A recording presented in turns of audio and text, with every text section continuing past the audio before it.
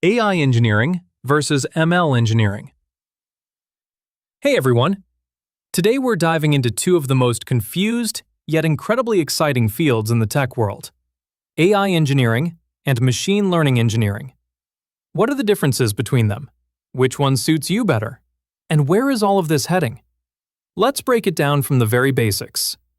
It all started with the transformer architecture, the so-called alphabet of artificial intelligence, introduced in the paper Attention is All You Need, published in June 2017.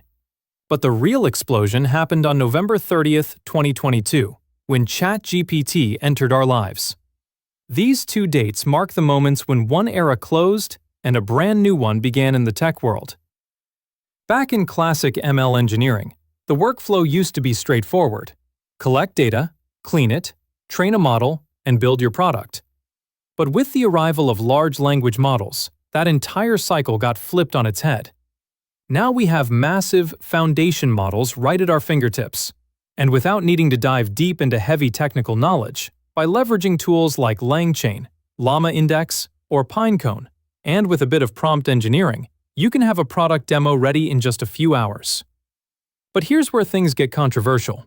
While shipping a product fast sounds great, a lack of solid technical grounding can lead to serious mistakes. Take February 2024, for example.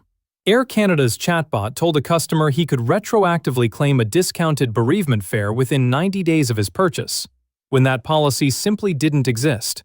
A classic case of what we call hallucination, and the company was forced to pay compensation because of the bot's error. Around that same time, Google's Gemini drew heavy criticism for generating historical images that were overly politically correct and distorted reality. Both incidents showed the entire world just how critical proper technical oversight truly is. Technical debates aside, the money is all pointing in one direction. According to the Stanford AI Index 2024 report, generative AI investments in 2023 surged nearly eightfold year over year, reaching $25.2 billion. Investors are no longer looking only at the people who build models from scratch. They're now zeroing in on AI engineers, the people who take those models and turn them into user-centric, polished, fast-returning applications. So where exactly does the difference lie? ML engineering is, at its core, the broader and more foundational discipline. It's where the real kitchen work happens, dealing with statistics, data mining, and model architecture. But because most modern projects are now built on top of foundation models, a natural split has emerged. And to truly understand that split, it helps to understand how a classic ML project is actually built from the ground up. The traditional ML workflow follows a structured, step-by-step pipeline. It starts with data collection and preparation. The ML engineer gathers raw data from various sources: databases, APIs, web scraping, or internal company records. That data is then cleaned, labeled, and transformed into a format the model can actually learn from. This stage alone can consume weeks or even months of work, and the quality of the final model depends almost entirely on the quality of this data.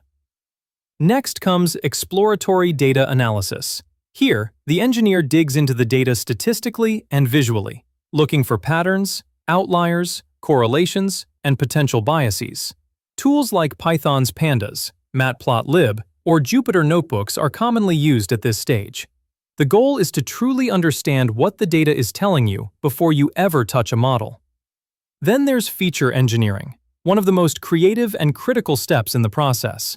The engineer decides which variables from the data will actually be fed into the model, and sometimes even creates entirely new features by combining or transforming existing ones. A well-chosen set of features can make or break a model's performance. After that, model selection and training begins. The engineer picks an appropriate algorithm or architecture, whether that's a decision tree, a neural network, or something more complex, and trains it on the prepared data. This involves splitting the data into training and testing sets, running the model repeatedly, and tuning its internal settings to get the best possible performance. And finally, there's evaluation, deployment, and monitoring. The model is tested against data it has never seen before to measure how well it generalizes.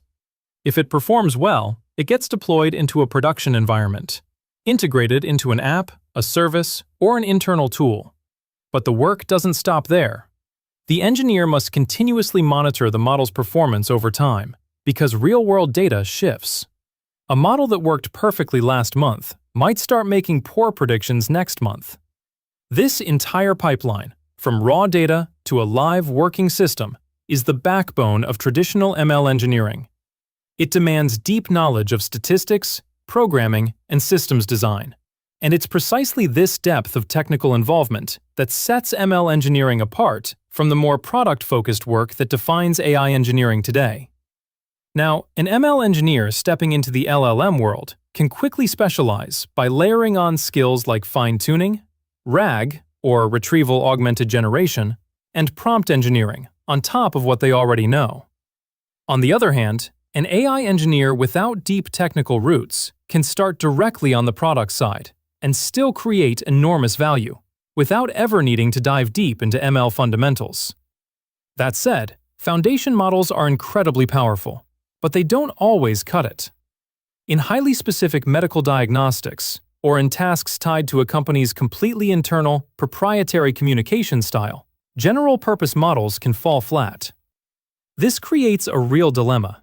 If foundation models, like those from OpenAI, Google, Anthropic, or Meta, already get the job done, there's no need to tinker with the parameters. But in some projects, fine-tuning, customizing the model to your specific needs, is absolutely necessary. Think highly specific legal document analysis, or building a customer service agent that perfectly matches your brand's voice. Here's the risk you need to keep in mind, though.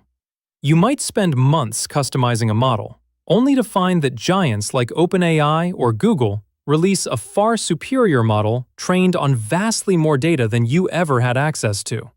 And overnight, all that fine-tuning work becomes obsolete. Competing with their resources and data access is, frankly, an uphill battle. When it comes to actually building our projects, we essentially have two paths. The first is API usage. Think the OpenAI API or the Claude API. It's fast, but it comes with costs and raises questions around data privacy. The second path is local usage, running models like Llama 3 or Mistral locally through tools like Ollama. It's free, aside from hardware costs, and your data stays entirely in your hands. My recommendation? Keep your system modular, designed to work well in both scenarios. Depending on your economic or security requirements, you should be able to switch between the two quickly. And right now, there's a significant global shift toward local deployments, driven primarily by security concerns. So, to sum it all up, ML engineering is the math and kitchen of the job, while AI engineering is the art of using foundation models to rapidly create user-focused solutions. ML project teams typically don't focus on interfaces and product design, and that's exactly the gap AI engineers are stepping in to fill. You'll often see these two titles blurred together in job listings. But here's the question to ask yourself. Do you want to build the model, or do you want to use models to create something truly revolutionary?